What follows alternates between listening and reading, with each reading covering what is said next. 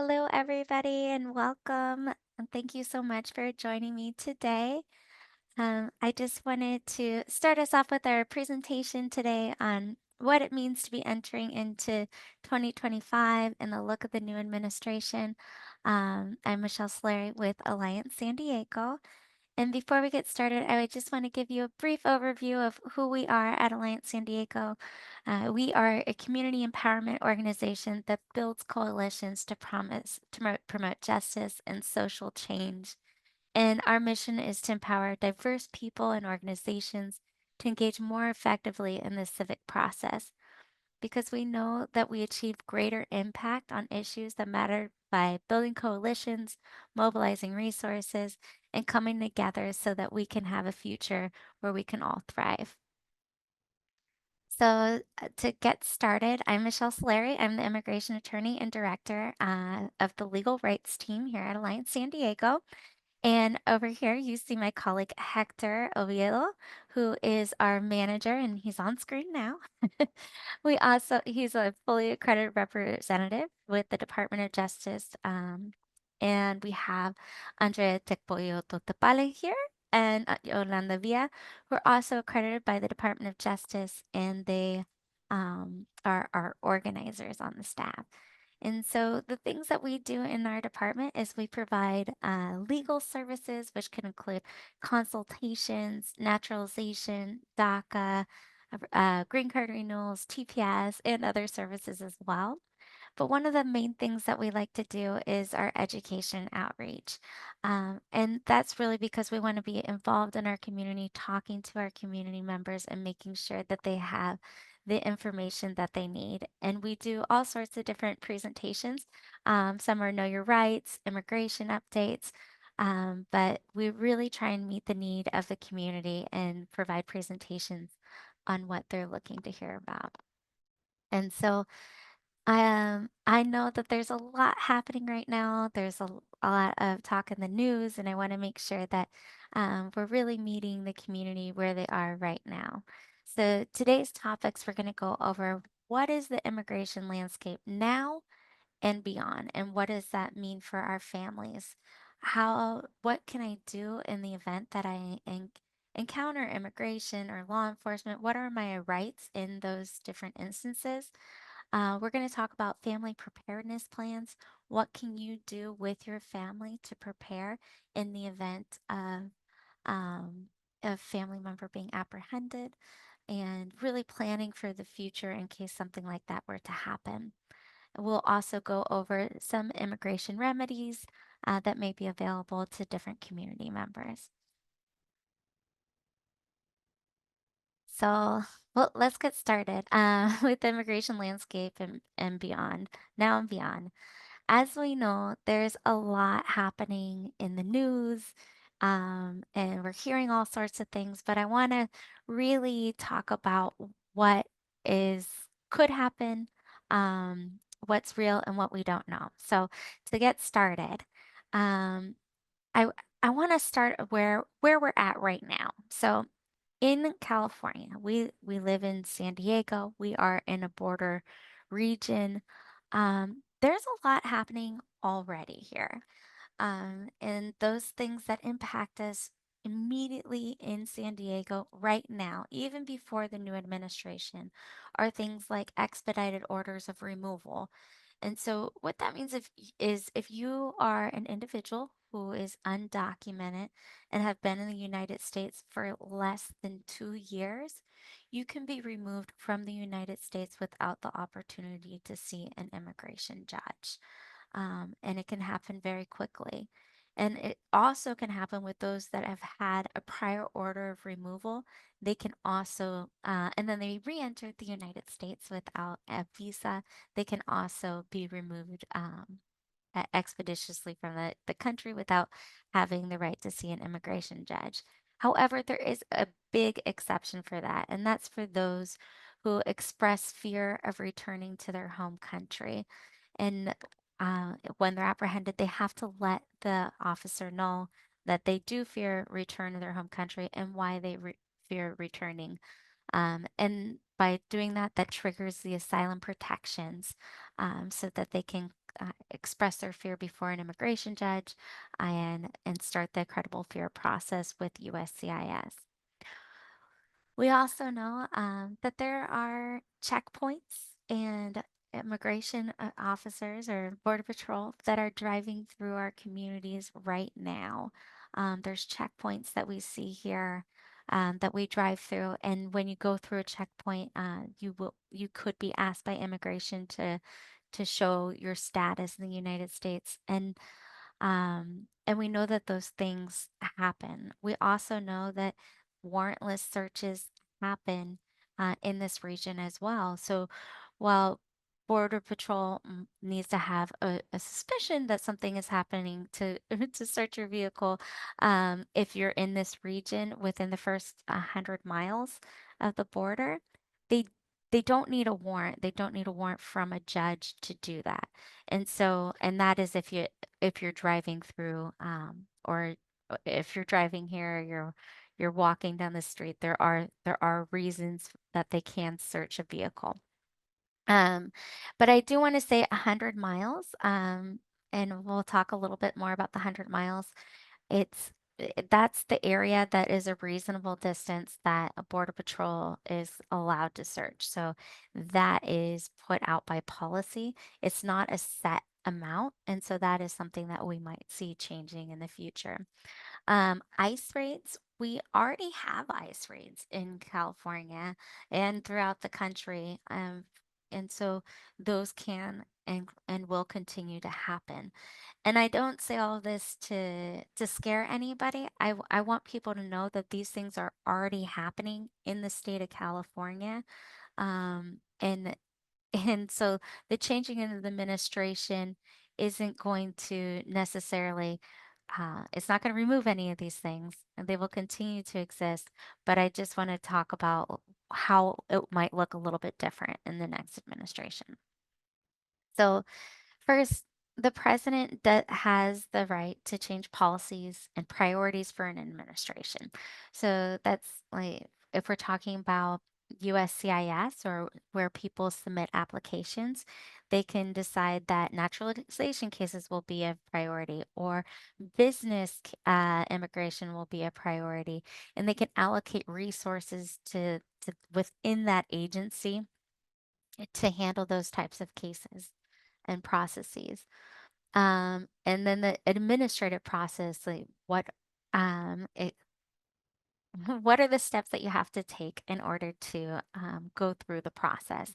And so, an example of something like that would be under the last administration, they said, you have to write NA in every box unless, and if you don't write NA for anything that was not applicable in a case, they could say that it was insufficiently filled out.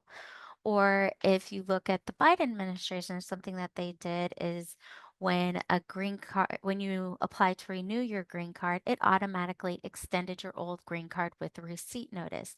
That was something that he was able to do because it was just prioritizing types of cases. They knew it took longer to process green card case renewals.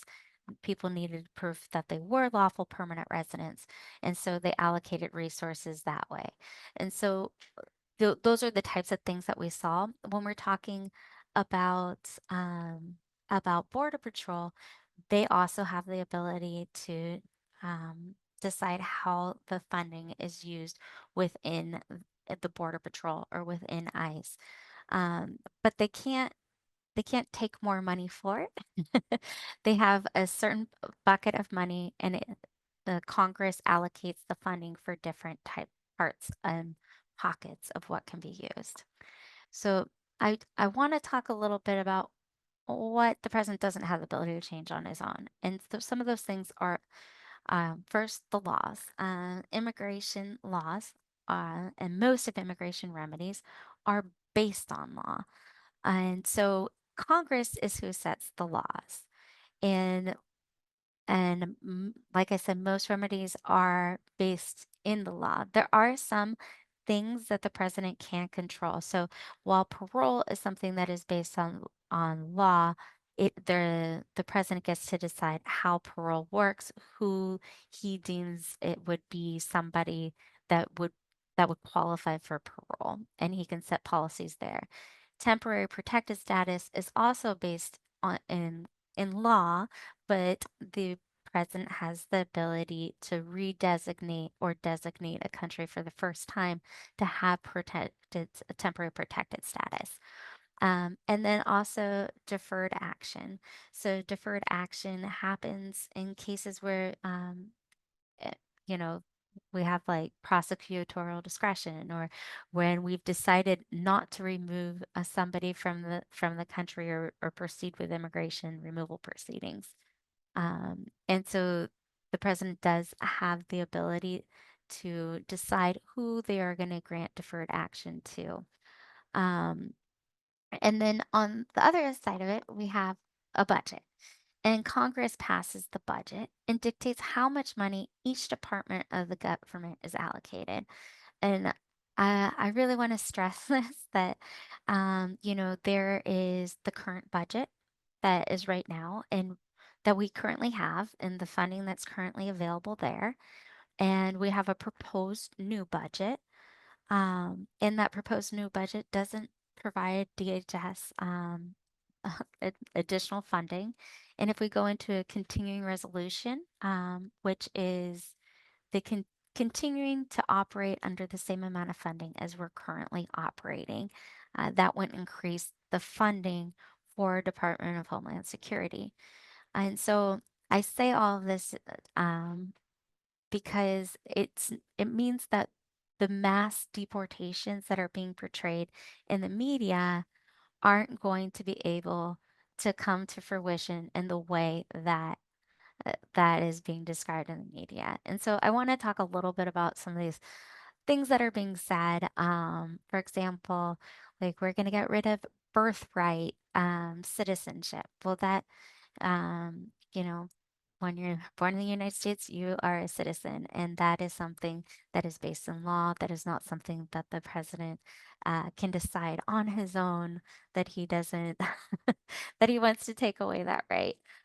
So there's going to be all sorts of different things that we're hearing in the media that aren't really that are based in law and not based in what the president actually has the ability to change without Congress. And I know that we are going into an administration where it will be a Republican-led House Representative, a Republican-led Senate, and a Republican-led president. So I do want to say that in the past, when we've had this before, under his last administration, we had even a greater difference between parties at that time, all in the Republican sector, and we weren't able to pass a budget that increased the funding to DHS significantly to do all the things that he has talked about doing.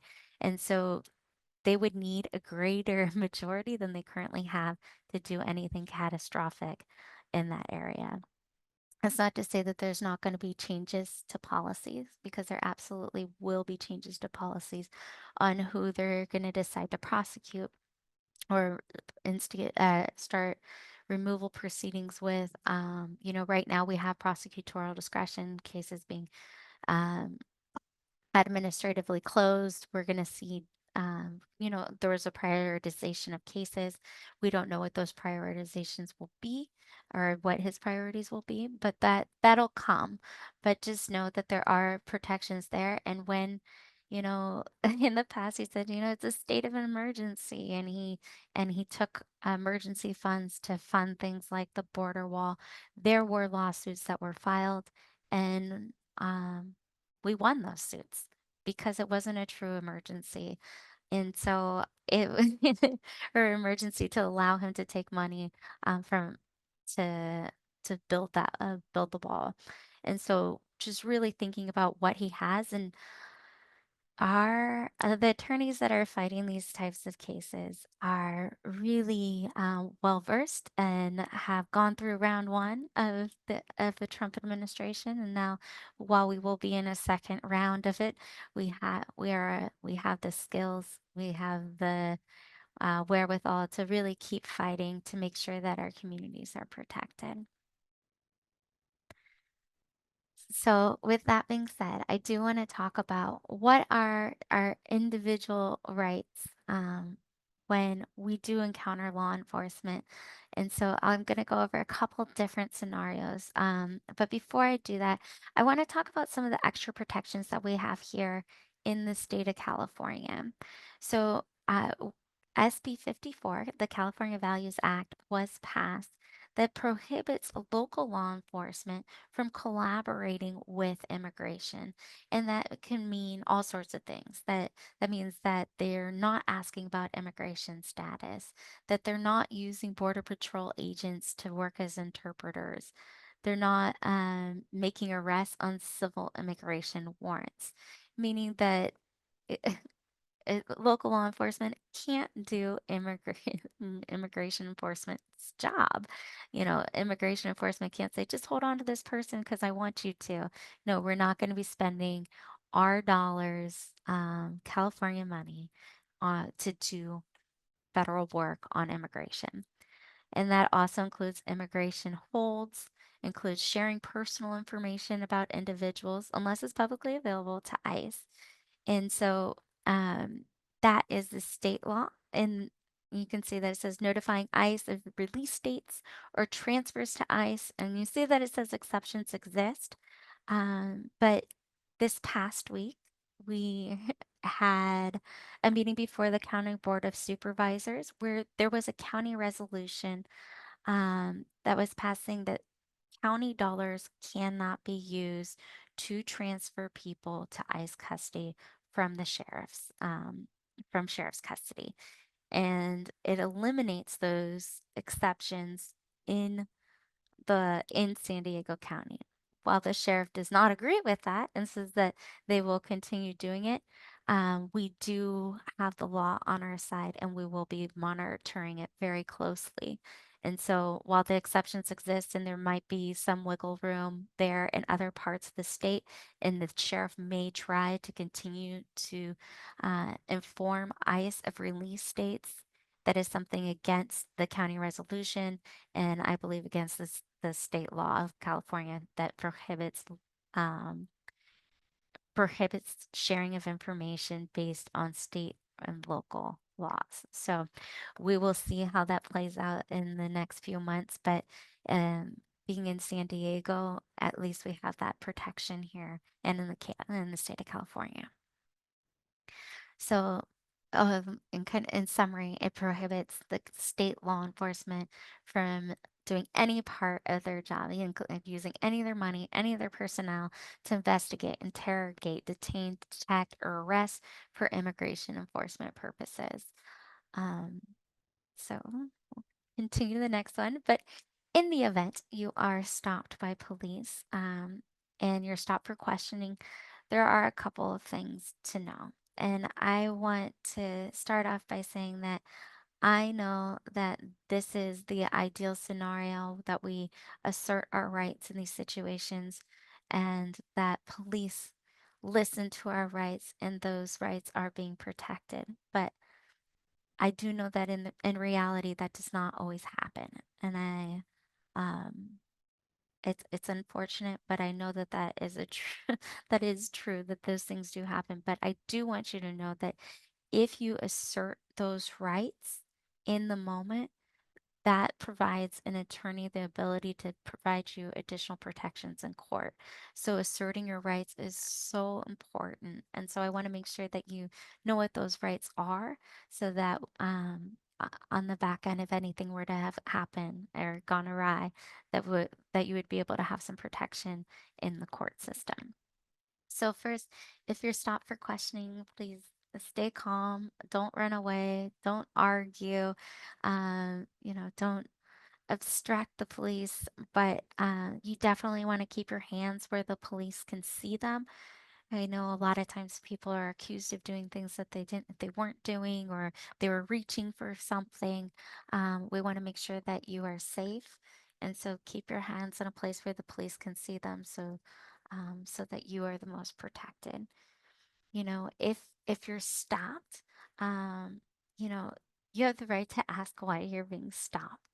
Um, and it the officer can say something, it can tell you why you're being stopped, and you have the right to ask if you're free to leave. I mean, if it's a casual encounter, you're stopped in the street, you don't have to talk to the cops. I mean, you really don't.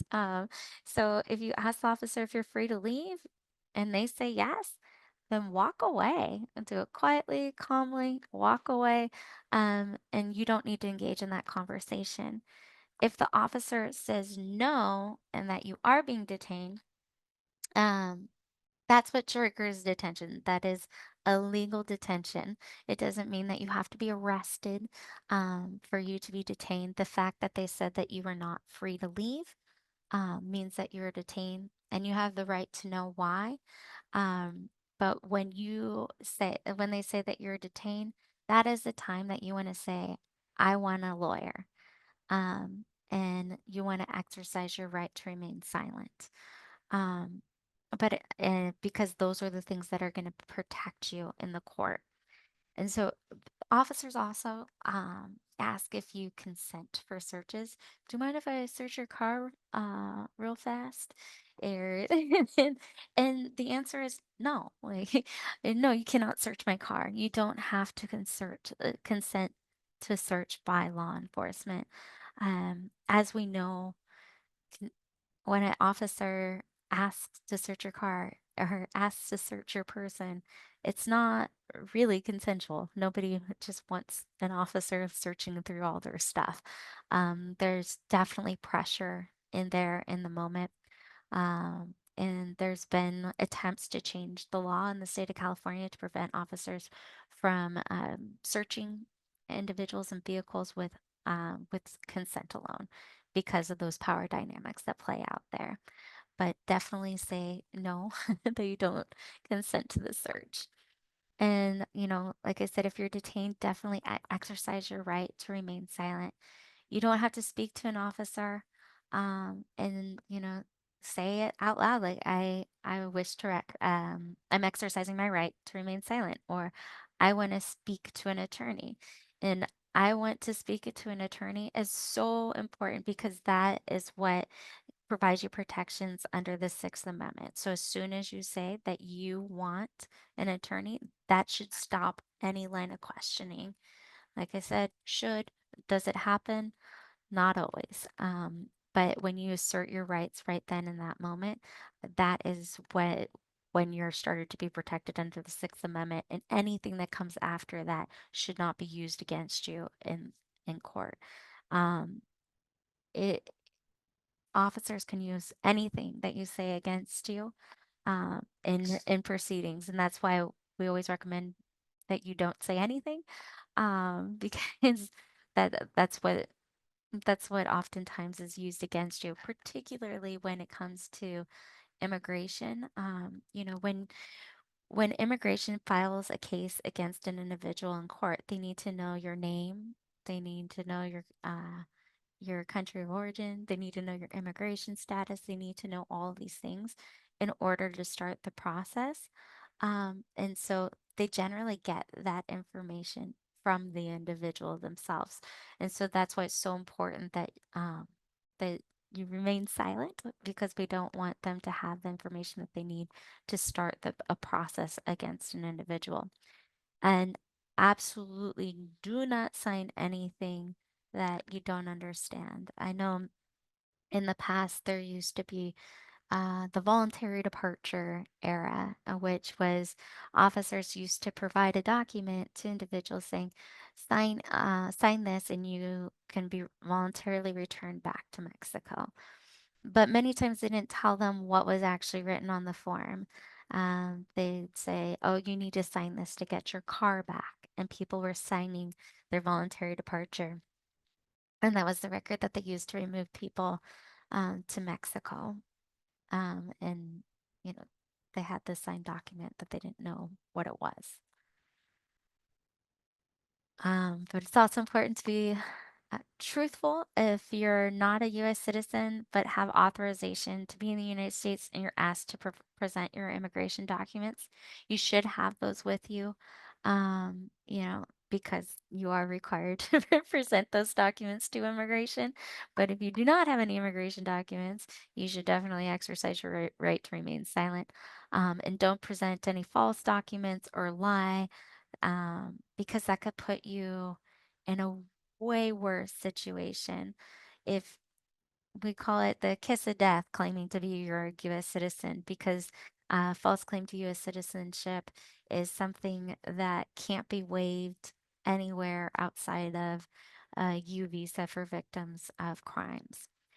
So we don't want you to be permanently barred from future immigration relief. So I went over some of the rights when we're out in public, maybe in our cars or walking down the street, but there are rights to privacy. And when you are in your home, you have an extra right to privacy. Everybody expects to have that space be a sacred space for them and their families. And so there are extra laws and protections there for individuals. And so if an officer comes to your house, um, don't let them in. If they knock on the door, tell them to identify themselves, show you a warrant, slide that warrant under the door, put it up to the window. You want to know who is there. Um, and that warrant should have your name and it should have your address. It should have what they're looking for, where they're going to be searching. And if it does not, officers are not allowed to um, enter your home, and you shouldn't give them permission. If if they are, and or if they enter anyway, you don't try to stop them. Um, you always want to say that you don't give them your permission to enter your home. Get their names, their badge numbers, and you can file a complaint if they push their way in. Um, but if there's a warrant out for somebody, you do have to open the door and comply with the warrant.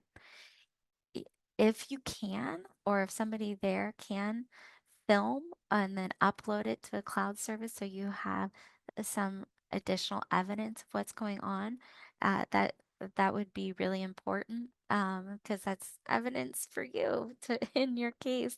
But also know that you want to make sure that if you are filming, you're doing it a little bit at a distance if you can. We have seen people get arrested for obstruction of justice for filming. So we want to make sure that you're giving them that you're filming it, but you're filming it in a way that keeps you safe as well. So Um, they do need a warrant, but it needs to be a judicial warrant. So this is something that immigration uses because they all know you came to my presentation and I was telling you about warrants and you know the word warrant. And so they have this fun little document that says warrant, a warrant for alien arrest. Um, but this warrant does not allow them to enter your home. Um, you can see it says that it is issued by ICE and it has your a name on there. It's signed by an immigration officer. That's not a judge. An immigration officer is not a judge, and it has to be a judge that signs the warrant. And if they show up with this, tell them to come back with a judicial warrant. Make them do their job. And this is what a judicial warrant would look like. I see that there is a hand raised. I'm gonna see if I can answer that question. If you'd like to unmute yourself, or yeah, if you want to mute yourself, you can go ahead and ask your question.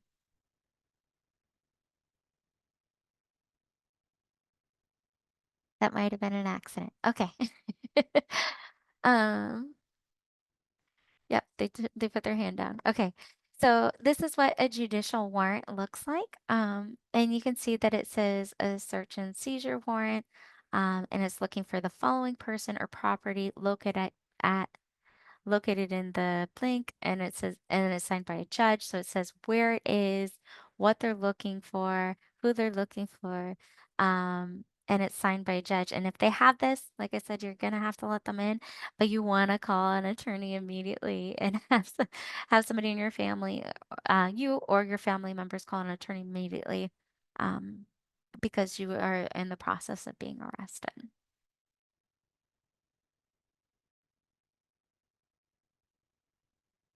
All right. Now, this, being arrested by immigration is a scary thing, and it's something that we don't want to talk to our families about. But it's definitely important that everybody in your family is on the same page and knows what your plan is in the event that you were to be detained by immigration. And so, there's lots of parts to a plan, but some of the important things to think about are gathering gathering your important documents, and those would be things like your birth certificates, your passports, important contacts at the at the school. Maybe it's your attorney, maybe it's like a resource that you have. It could be your your caregiver affidavits, important immigration information, and things like that would be anything that had your A number on it. Because your A number is essentially your social security number for immigration. So that number is how your family is going to be able to find you in the ICE detainee locator. Um, and so and really talking about what they need to know and where to find it. Make sure you have it in a folder in one place. I know that many times you're like, oh, yeah, I know where everything is. I know our passports are over here and the birth certificates are over there, and my attorney's information is in this drawer. But if you're not there, your family members need to know where it is, and your contacts need to know where it is. So if you have a family member or friend that would be picking up your kids from school, do they have a key to your house to get these documents if they needed it? Have you talked to them about the process? And, just really want to make sure that these conversations are happening and that you have everything stored in one location. Uh, we'll talk about immigration remedies at the end, but some of the documents that you might want to include here are things that would be part of a removal defense case. If you wanted to have some of those documents put together in one location, so it'd be easier to find, that those would be some of the things that I recommend to start off with. And then you want to write down your family schedule, you know, where they work, where they go to school, what time they're out, what time you expect people to come home, just so that you know when something's not right, and then also you can convey that easily to whoever is going to help fill in your absence. Um, and then the most important part is having the conversation um, with your family, talking to your kids and explaining the real risks that are there. And I know nobody wants to talk about it. It's not an easy conversation, but it's so important that you have a plan together, that you know that they know what to do in the event that you're not home or you didn't come to school to pick them up. Who do they call? Where do they go? Who's going to be that support system for your kids? Who's going to be the person that gathers the attorney to post the gathers the money to post the bond? Who is who's the attorney contact? Who are all these people? And talking through it and talking through what documents are there, so that um, they know what the plan is in the event that something were to happen. So, I've talked a little bit about kids, and the reason is that I know we all want what's best for our children, and that there's somebody there to take care of our kids in our absence. And so there's a couple things that individuals can do uh, to to think ahead on what you would do in that scenario. So one is a verbal agreement. You can talk to your family members about your family plan. You all had that conversation. You talked about it.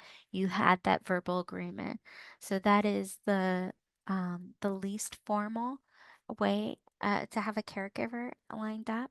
But at least everybody's informed and everybody knows.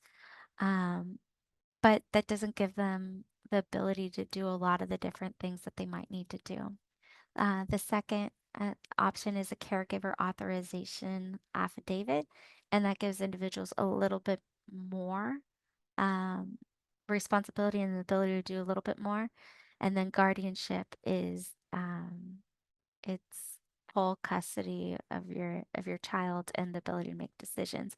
But we'll go over each of those a little bit more. So the verbal agreement is a verbal agreement, but we do have caregiver authorization affidavits. So this is the form. This is what it looks like, and just so you see it, it's pretty basic. It says the name of the child, their date of birth, your name, your address, and who the person is that you are giving authorization for, and then you sign and you date it. It doesn't have to be done under, it doesn't have to be notarized. So this could be in that folder, and it's signed and dated. The important thing to know is that it's only valid for 1 year. So say you fill this out, you put it together, you sign it and date it today, that person will only have the ability to care for your child for a year from today. And so if you're apprehended 11 months from now, it would be valid for 1 month. But this is something that you can have now, and you can definitely sign it and then maybe date it later. But that or just have multiple of them and, date it on different days to be more official. Um, so it is only valid for 1 year. So it can be used to pick up kids from school. If it's a family member, they can make some medical decisions for your child, but not all. But the most important part is it doesn't affect the rights of the parents. So you as the parent still have full rights to your child. This does not trump any rights you have over your children. Um, One important thing to know is that this does not permit travel with the child, and that's really for the protection of your child. We don't want kids trafficked to other places. We don't want them traveling out of state. That that would require additional authorization from the parent. It's not good for that. um, but it would cover the basic needs for the child in that moment.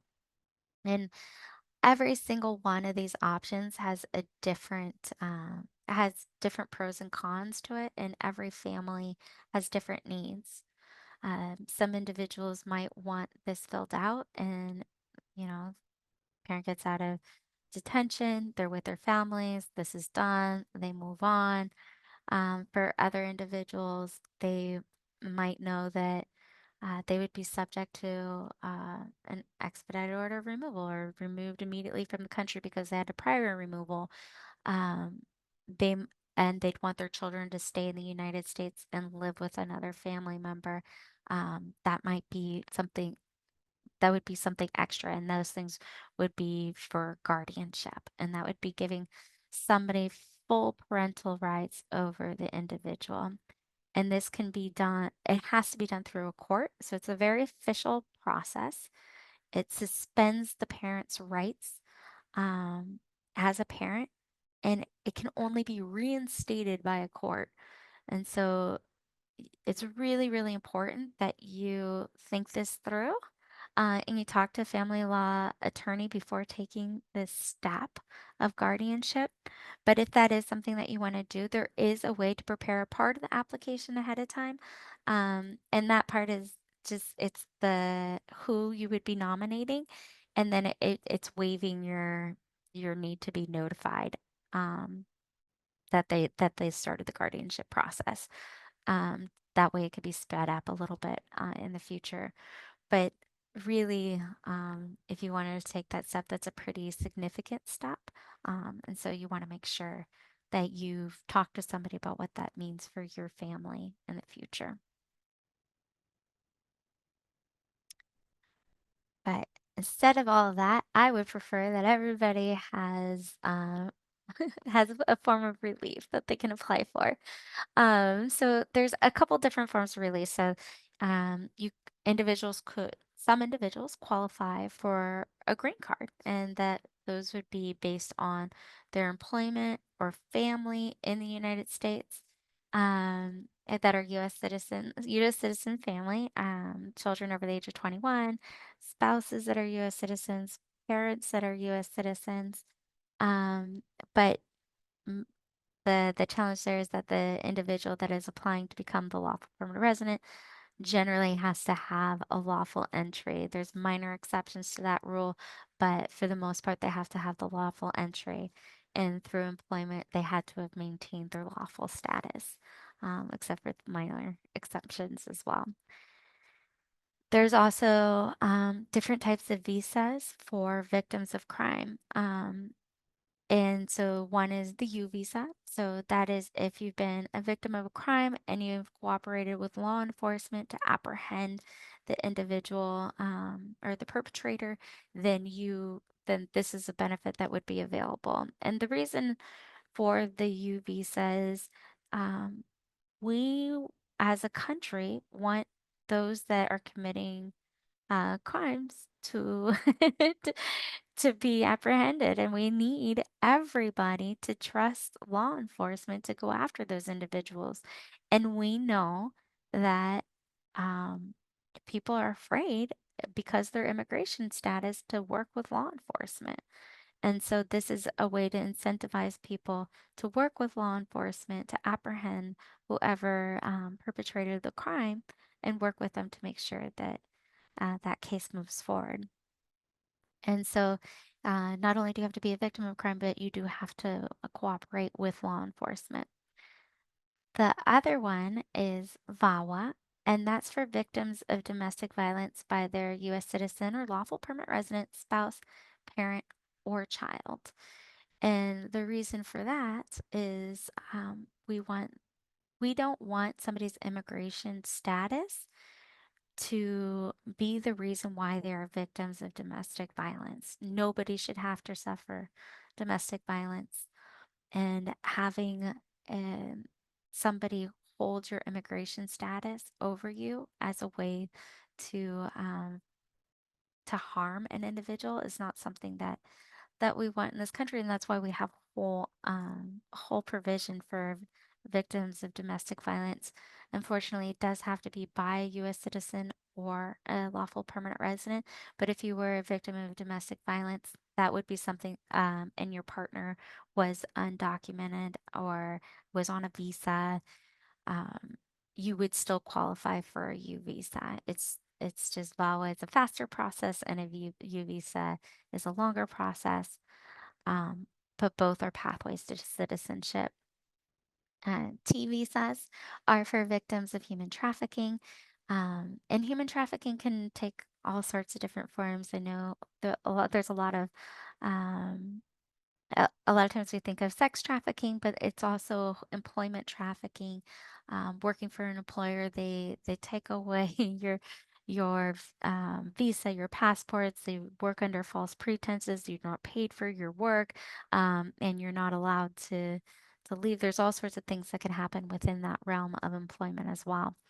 Um, and then Special Immigrant Juvenile Status, which is abbreviated to SIDGES. That's for minors who have been abandoned, abused, or neglected by their parents, and it could be one parent or it could be both parents. Um, and so it's really important uh, that we get these youth protection when they're still young.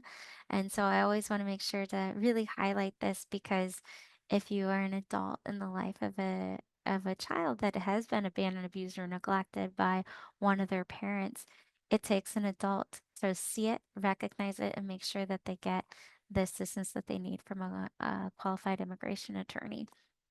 And then Last but not least is court relief. These are all the things that you could do affirmatively, but there are additional remedies in court. I'm not going to go through them too extensively, but for the most part, you have to have been in the United States for 10 years to qualify for cancellation of removal.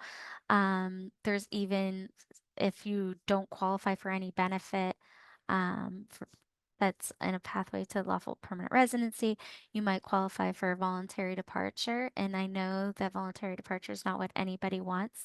Nobody wants to leave in this process.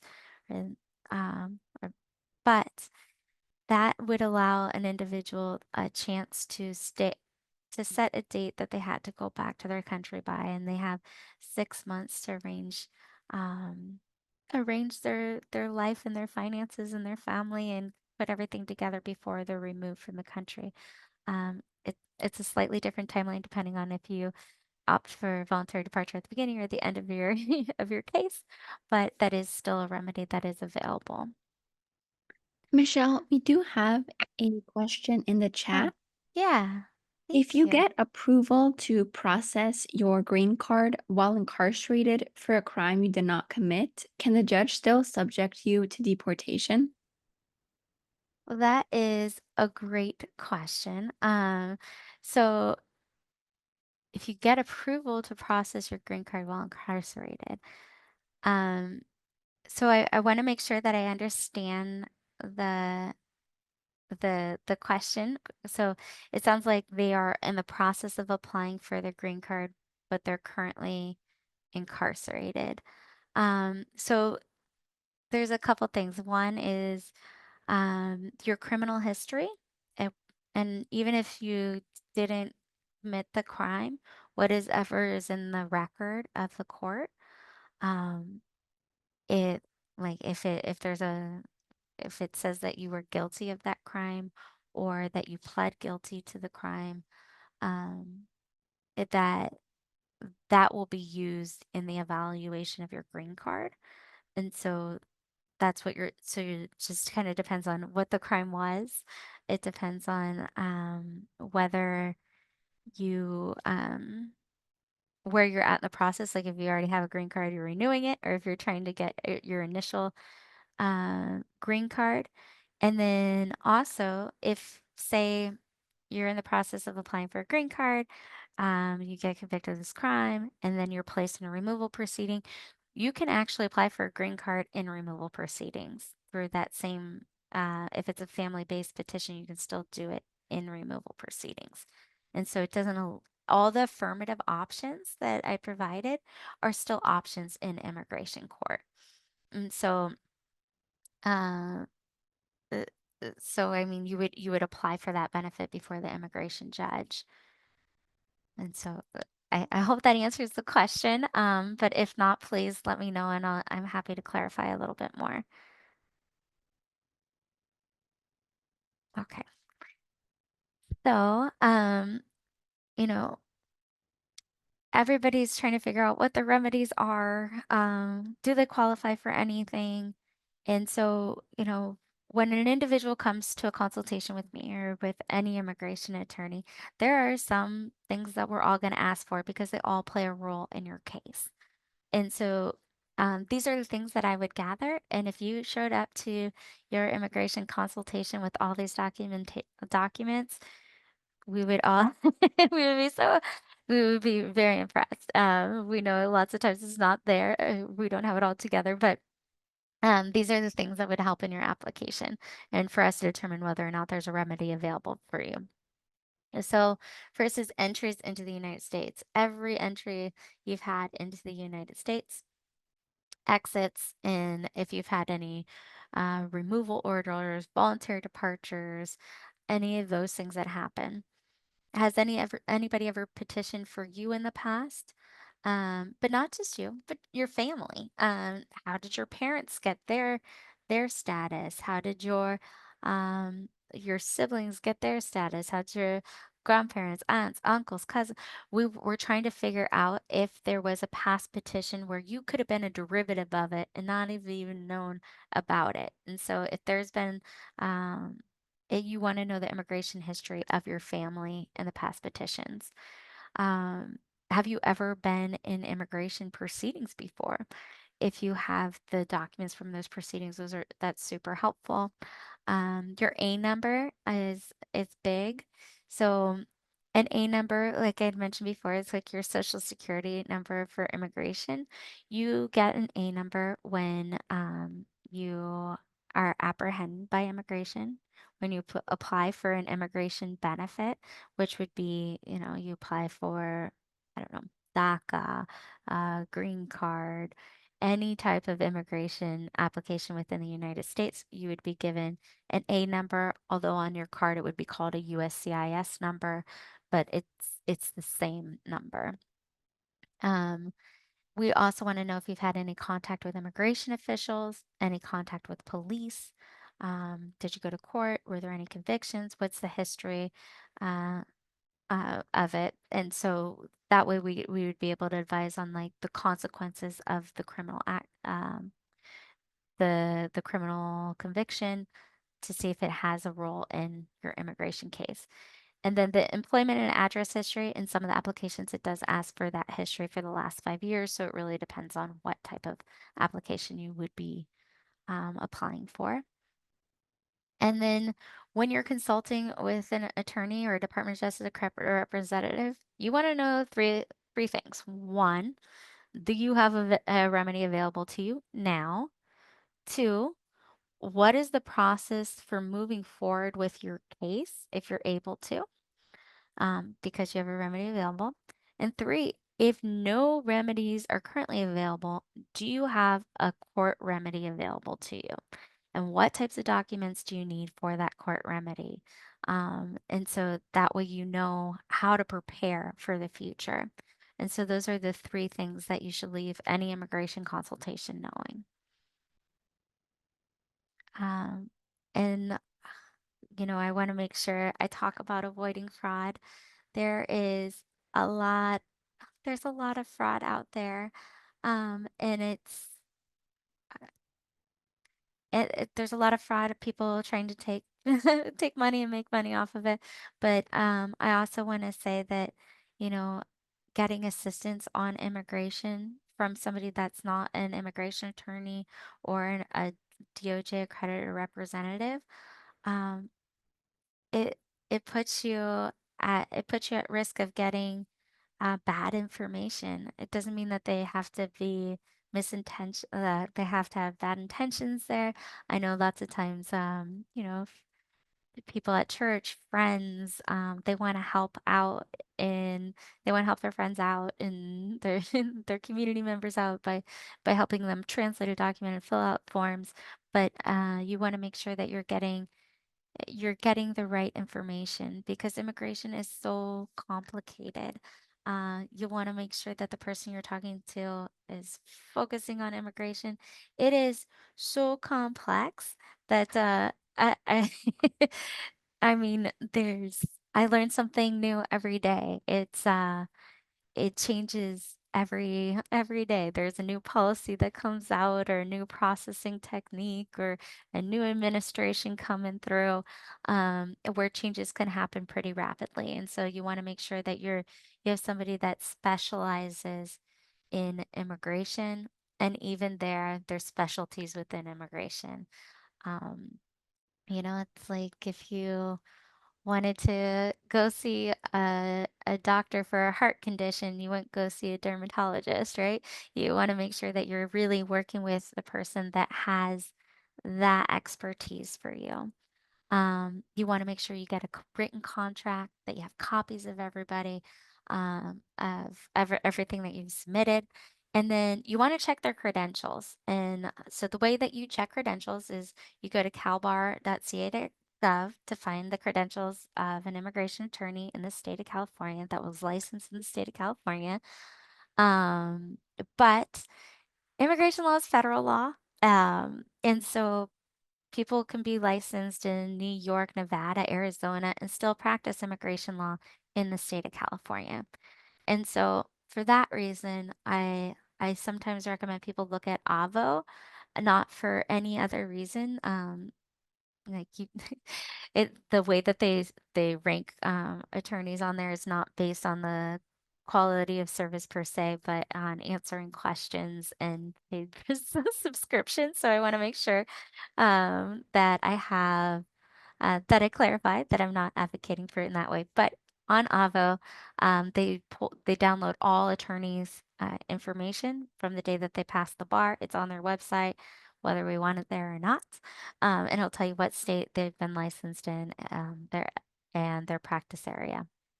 And so it's at least from there you can go and check out their state bar page to see if they have any disciplinary actions. Um, Michelle, we do have one related question. Somebody asked, what if I cannot translate the form presented to me by immigration? How do I find a legitimate immigration attorney? mm, okay. So if if immigration presents you a form like there on the spot, you so there's two questions. So if you want to find an immigration attorney, I would say, you can always contact us at Alliance and we're happy we do provide immigration services. We also have a list of service providers in in California and locally. The Department of Social Services for the state of California also has a list of service providers. And ALA, if you go onto the American Immigration Lawyers Association page, they also have attorneys listed for San Diego. And then was the other question about it was something about translating a document? I didn't catch the other part of the question. No, they were related. So I think they were asking if they cannot translate the form, how can they find an immigration attorney to assist them? That's how Mm. I. Yeah, so you know, it, there's two options, right? A lot of immigration attorneys are speak other languages. I know that me and my staff were bilingual in English and Spanish. Other languages can be more challenging, but there are attorneys that do speak other languages. And then there's also interpreters that can translate on the spot. And we have two more questions. Do you want to save those towards the end? Oh, well, here's the end. Um, so Somebody it's okay.